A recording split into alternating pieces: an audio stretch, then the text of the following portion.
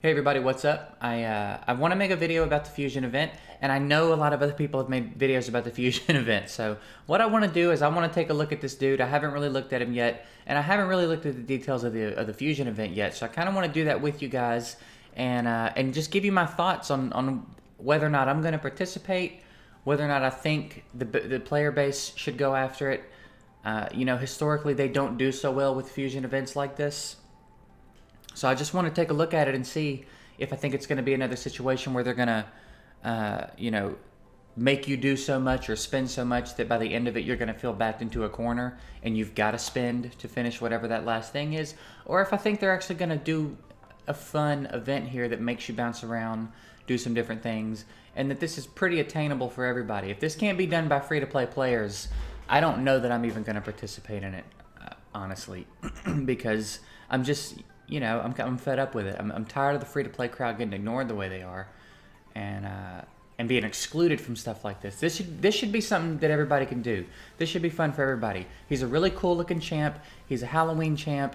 It's an event. It's supposed to be fun, and everybody should be able to participate as long as they're willing to put in the work. I don't think everybody should be handed this champ. It should be a lot of work. There should be a lot of grinding. There should be a lot of farming. There should be a lot of that, but it's got to be doable.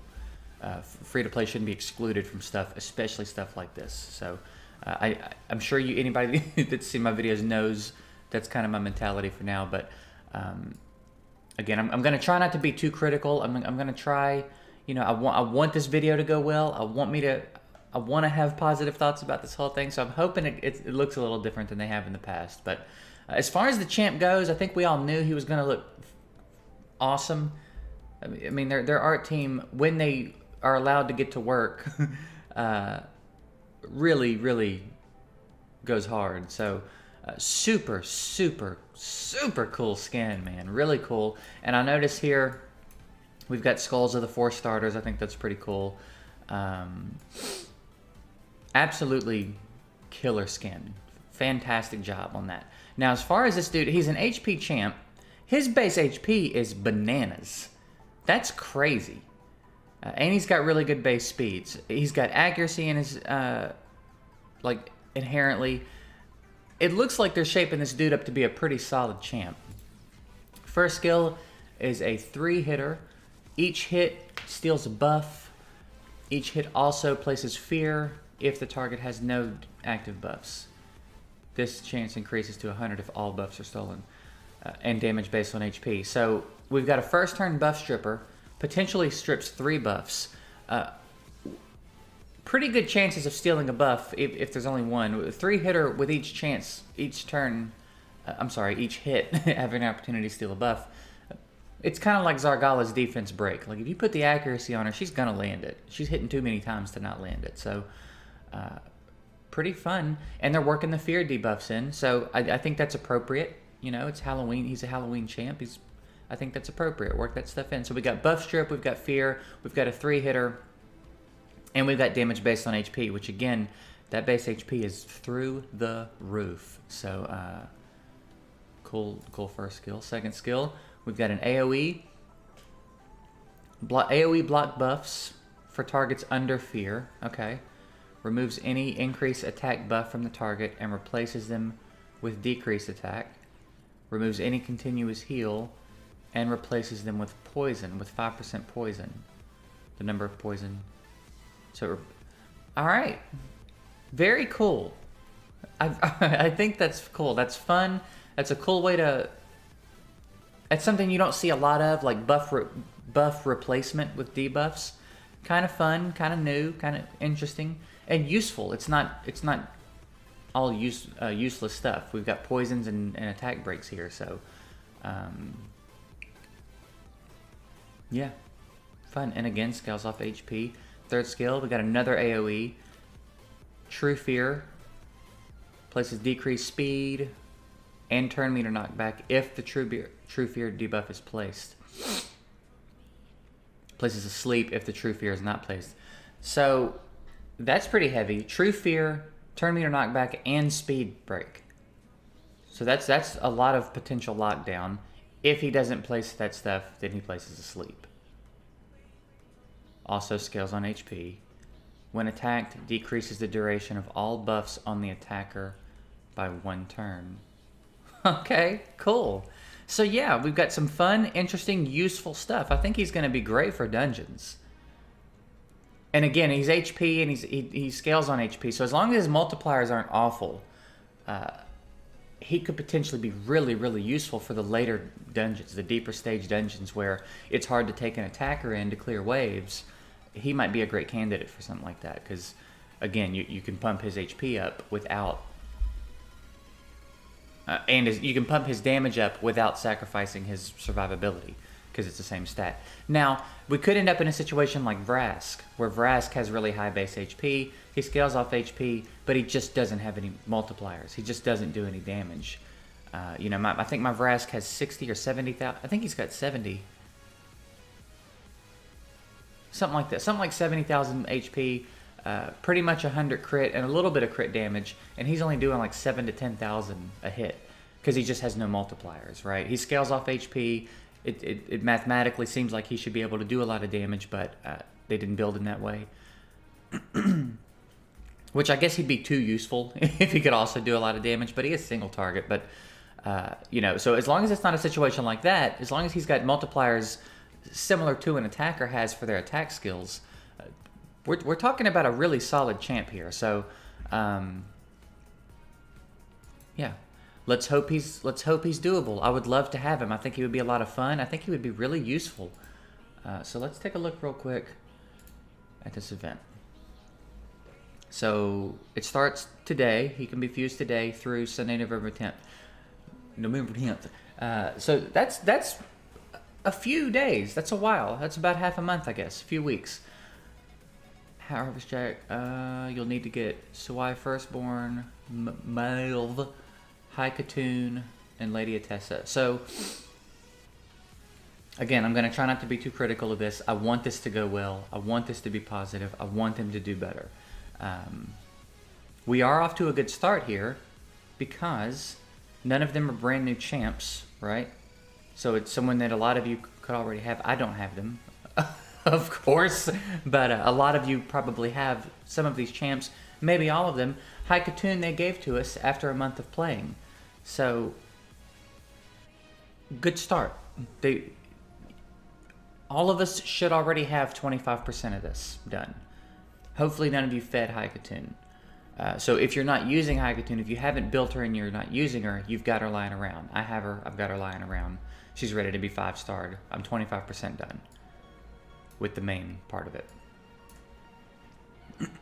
All right, and then of course they're going to give them to us through challenges and events. So Suai Firstborn, she looks like she's going to be the one that's not fusible herself.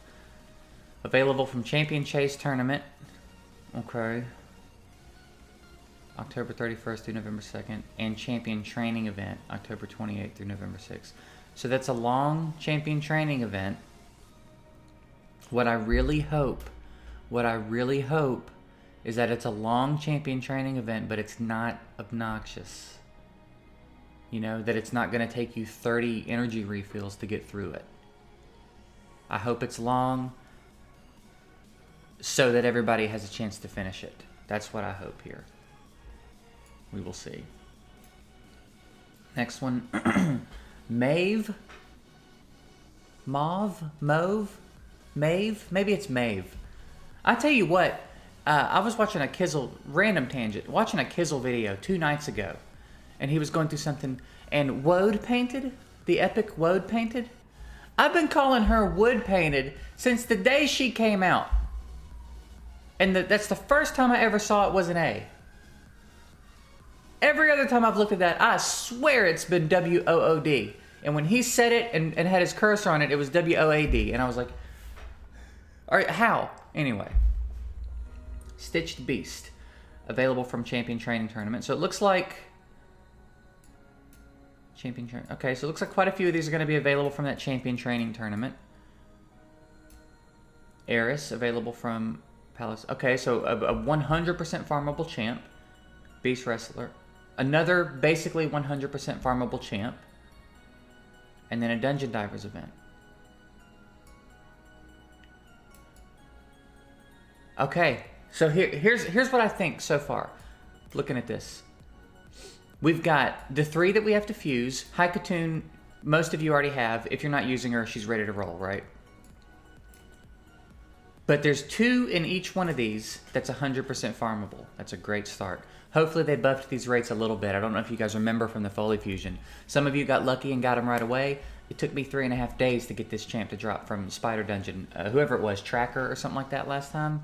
It took a while. So hopefully they buffed the rates just a little bit for everybody that struggled with it as bad as I did.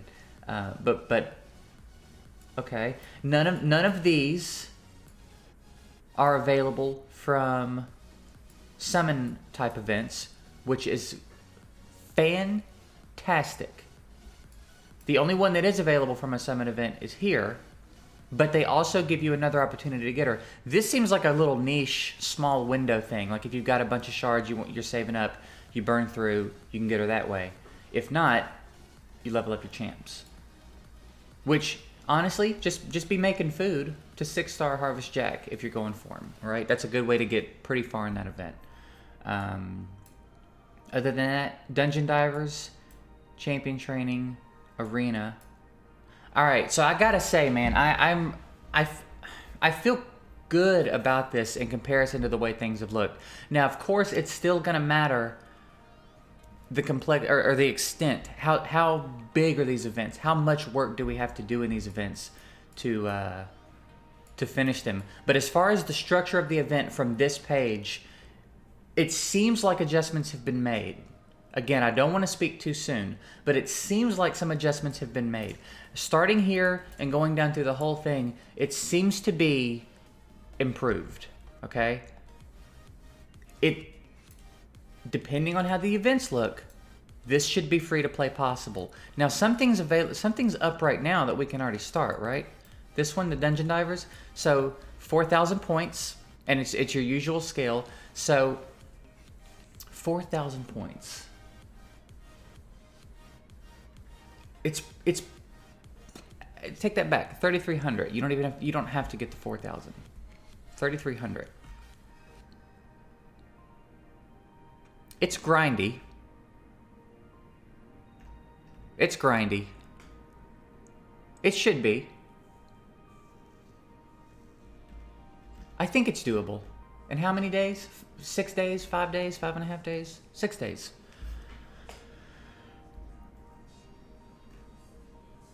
That's doable. You get 2 of the champs, 2 of the rares.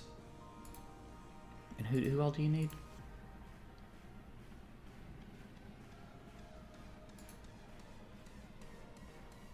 Champion training event. And then there's another champion training event. No, that's Dungeon Divers. Here's Dungeon Divers. So 2 from Dungeon Divers. 1, 2, 3, 4 from champion training. So that's the big event. That's where you're getting the bulk of what you need. Then there's an arena event, and then it's farming. Man, dude, I really hope that other event isn't bullcrap. I think at this point it's a lot of resources, but over the course of this many days, don't worry about the champs you can farm first. Worry about finishing this event,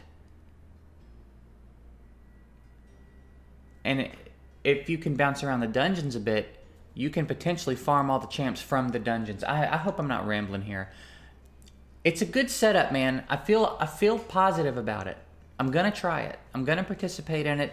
I'm gonna try to do it free to play and see if it can be done. And maybe I'll update you guys a few days in and see how things are looking. But I feel good about it. I think he's a good champ. I think he's going to be a fun champ. I think he's going to be a useful champ. I think they did an excellent job designing him. It seems as though they've made some improvements on the structure of the event. And again, if it's not perfect right away, I don't care. I just want to see that they're trying to make things better and more balanced for everybody. And this seems like a step in that direction. So again, we'll see. We'll see how the structure of the events that have yet to come out. We'll see what they look like. See if they're going to be doable. But as far as first impressions and starting off with it, I think we're off to a good start here. And I think there's Champion Chase Tournament. This dude. Do we need this guy? He was 2,000 points. Do we need that little dude?